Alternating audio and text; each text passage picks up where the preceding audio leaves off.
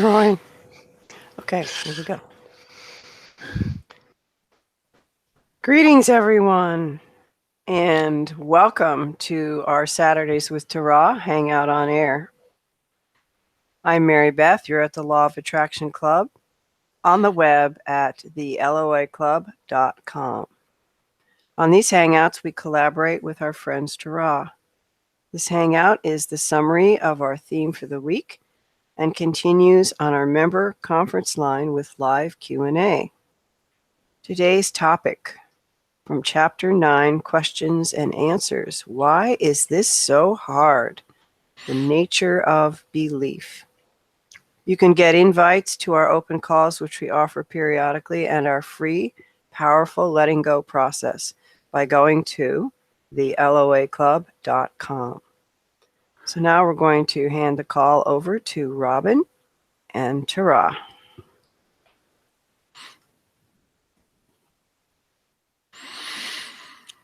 From the Universe through Mike Dooley. Do you realize that today you may or may not receive certain phone calls, compliments, emails, surprises, letters, or visitors? Do you realize that today you may or may not receive word of good or bad news? Do you realize that today you may or may not encounter certain challenges, triumphs, problems, or victories? And to think, you're the one who decides. These words from the universe are very clear. You are the decider. You decide by what you choose to believe. There is nothing you cannot be, do, or have. From Theos through Eva Gregory. As an aspect of your life does not feel good, there is something much greater wanting to be expressed. It's your indicator that it's time to release your focus upon what is not working and to focus upon the greater vision that is before you. From Theos comes a reminder that your feelings are your guide and to always choose the path that feels good. So why does it seem too hard, so hard, to create what you want? From Abraham through Esther Hicks. You don't want to get too heavy on noticing what's coming, because then your notice of what's coming is dominating your vibration.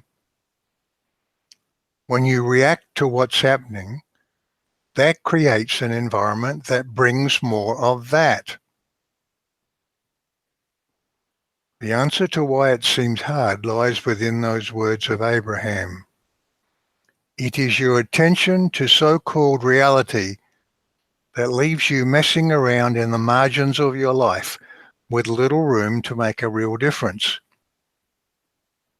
You have a deeply held belief that what was and what is defines most of what will be.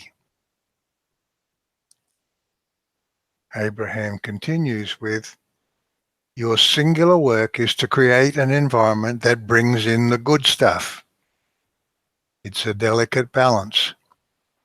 It takes practice. And if you practice, you'll get better at it. If you're lazy, you'll never get better at it. We would say rather that it's not that you're lazy or a procrastinator, it's that you have doubts. Because it is our knowing that none of you will continue for 1 second doing what you're doing once you know there's no benefit to it. And there's not one of you who comes to a clear understanding of truth that does not immediately take a different course in eager pursuit of happiness.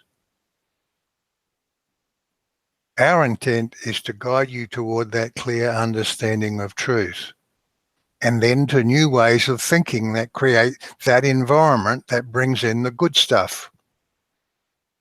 What you describe as hard is the letting go of doubt and the changing of those deeply held beliefs. It takes practice. But if you make a commitment to change and you practice different ways of thinking, as Abraham says, you will get better at it. And the better it gets, the better it gets. So here you are on this journey. You've started to relinquish your old beliefs about the nature of physicalness. And you get that it's possible to step into a new version of you. But most of you still find it hard to shake off your attachment to what was and what is. Your dominant knowing about who you are is as that creature that's described on your passport and your driver's license. And practicing different ways of thinking means coming to a clear understanding this is not who you are. It's just your story. And by the way, that's totally okay. You can play this game in any way that you want to. In different versions of you, all equally valid and real, you're creating an infinity of different stories.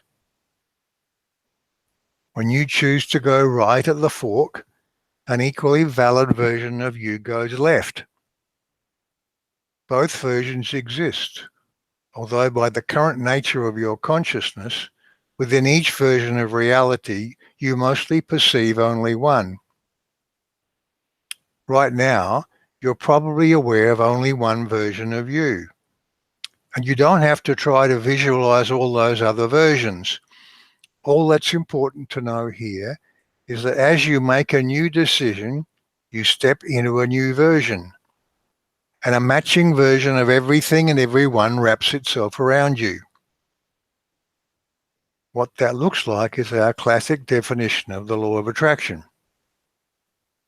You step moment by moment into a version of you and your world which matches the sum of your chosen beliefs and expectations. But for this version of you, since you are asking how to create more of what you want, we say, it helps if you will allow your creation tapestry to continue its evolution by letting go of those parts of it that no longer serve you, like the part that says money doesn't grow on trees, or the part that says that particular person in your life is always doing things wrong, or the part that says that pain in your hip is getting worse because you're getting old. So let's examine what's true about it and what's just a made-up story. And as we describe the view from where we sit, we encourage you to be with us in your mind. Join us and see things from a different perspective. In truth, there is no past, because time is just an artifact of your story. But you've become so familiar with the concept of things happening in a sequence that it's difficult for you to imagine timelessness. So we'll be careful with our words here. Here are some true things about what you might think of as your past. There's a you that first existed only as a consciousness created by a desire. That version of you existed, as we all do, in a context that matched your chosen beliefs. You had experiences, and new desires created a new version of you in a new context. And through a gazillion iterations of that loop, you wandered into this game of life on Earth. We want you to get a real sense of that, because it's the only truth there is about your past.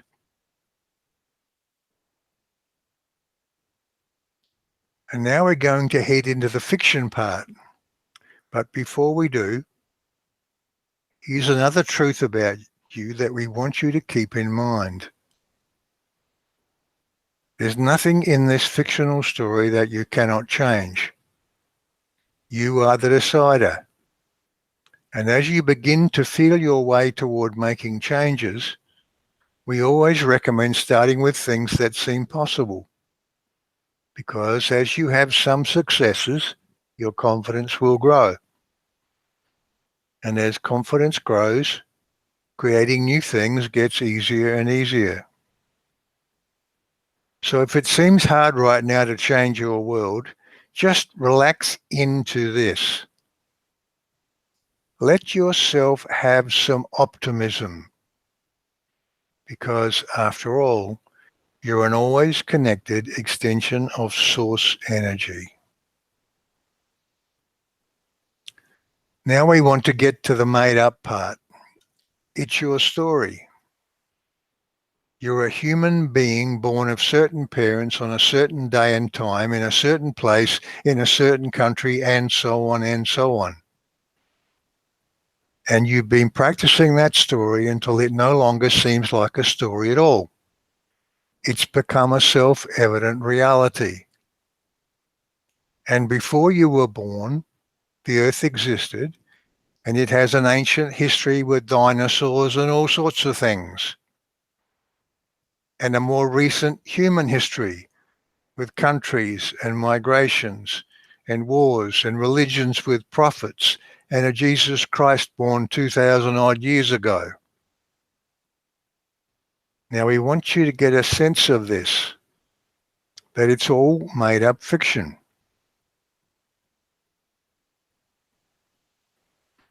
Good. And now we can talk about making change easy.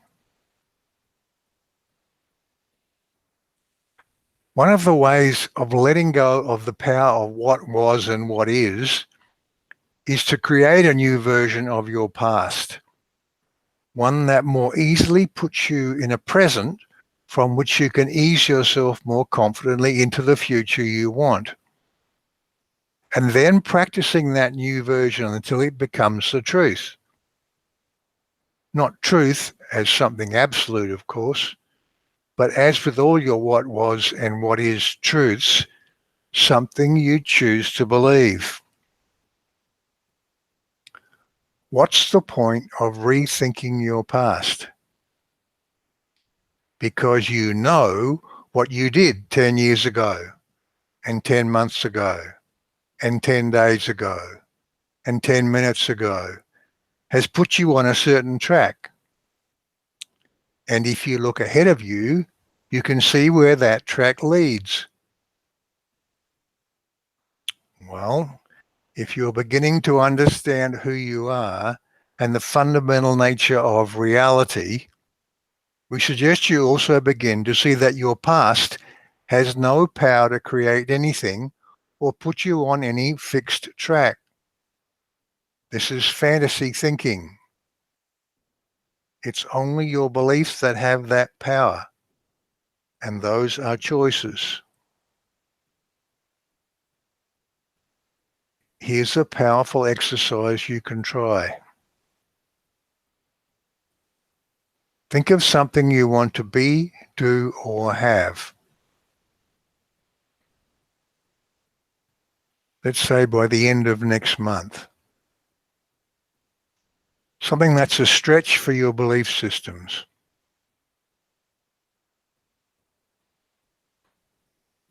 Now think back to your so-called past. What is there in that past that makes it a stretch? Perhaps it's something simple, or a whole lifetime of happenings. Now reinvent that past. Make up a new story.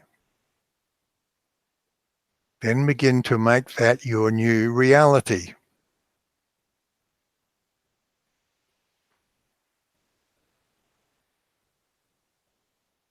You might think that's silly because you know you just made it up. Well, here's the important point to all of this. The only difference between the version you just made up and the real version is that the real version is the one you've been practicing. We say, practice the new one. One of our friends here, as she tried this process, found herself sinking into fear as she began thinking of all the feel-bad things in her past that she wanted to get rid of. So we asked her to tell a new story without those memories. And she could. And she did. She told us a wonderful feel-good story of her past. Then when we asked her to start to practice that story, she had difficulty. She described this new version with words like made up and not the same as the real story. Can you see what's going on here? She was holding on to that old past as fact, and she was seeing her new version as fantasy. And of course, we understand that. When you've spent a lifetime, hundreds of times a day, practicing that what is the truth and you have to deal with it, it takes a little focus, well, maybe a lot of focus, to step away from that and see yourself as the author of this story of yours. But you can, because it's all made up. It's all fiction, and you can rewrite it. Some things are going to feel easier to create than others. Why is that? Well, here's a simple statement of fact. It's as simple to create a galaxy as a hot meal, but it may not be as easy. In our longer discussion today, we'll pick apart these two different sorts of creation to see what's similar and what's different about them. And as we do that, our intention is to challenge you to let go of the way you normally look at things. We want you to start seeing things in a whole new light, as they really are, instead of the upside down way they appear to be in your space-time world. If you can begin to get your mind around this, you'll never again look at things in quite the same way. Here's the only two things that are timelessly true about you. You're an always connected extension of the collective consciousness of Source. And what you choose to believe defines everything you experience. Here's what's true about you and your world. Nothing. You made it up. You made it up for the thrill of being in this focused space-time adventure. You made it up, and now you've lost yourself in your dream. Now it's time to find yourself again. You are the creator. So if something is hard, it's not made hard by something absolute. It's not God that makes it hard, because you are the God in this discussion. It's not somebody else or the law of attraction that makes it hard. It's you. You are not only creating your world, you're also creating how you create it. Do you get the significance of that? You're not only playing the game, you're creating the rules. And you've gotten so engrossed in this fantastic game you've created that you've forgotten your divinity.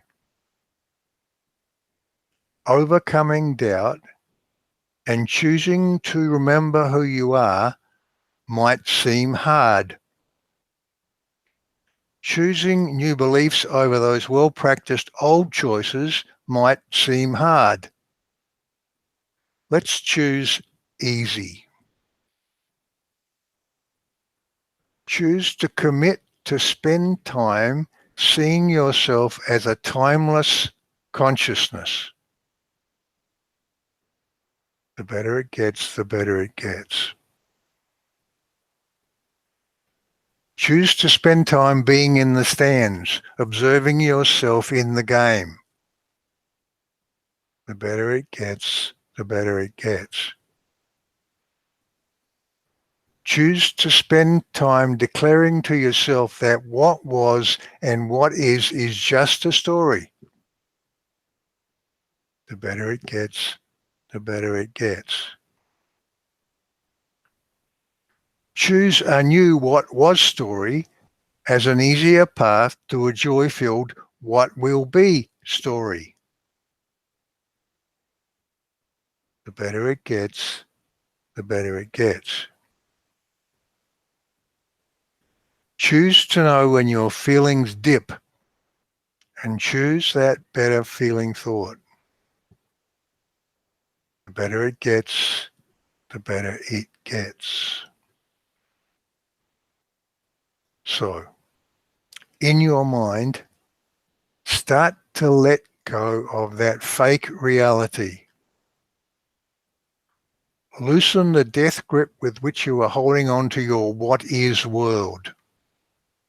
Spend more time in the stands watching even as you play the game on the field. Daydream more about what you want to be and do and have. And as you do that, you'll identify more and more with that new, equally valid version of your world. And let go of that past of yours. Start to get inside you that it does not exist and never did. Try playing with a new past. One that more logically leads to that new, different version of you and your world. Even if you doubt yourself, do it anyway. If you practice, it will become the new you. Believe the truth of who you are. Make it your new reality. Choose first, second, third, and always that which feels good. Because without that, you're stepping away from who you are. Above all, make this game your own, because it is. This is your life. This is your world. You're always at choice. This Hangout on Air was the summary of our theme for the week. We do 3 live calls a week with Q&A for our members on Tuesdays, Thursdays, and Saturdays. You can become a member by going to theloiclub.com/join. So now our longer discussion continues with Q&A on our member conference line. Back over to Robin and Tara.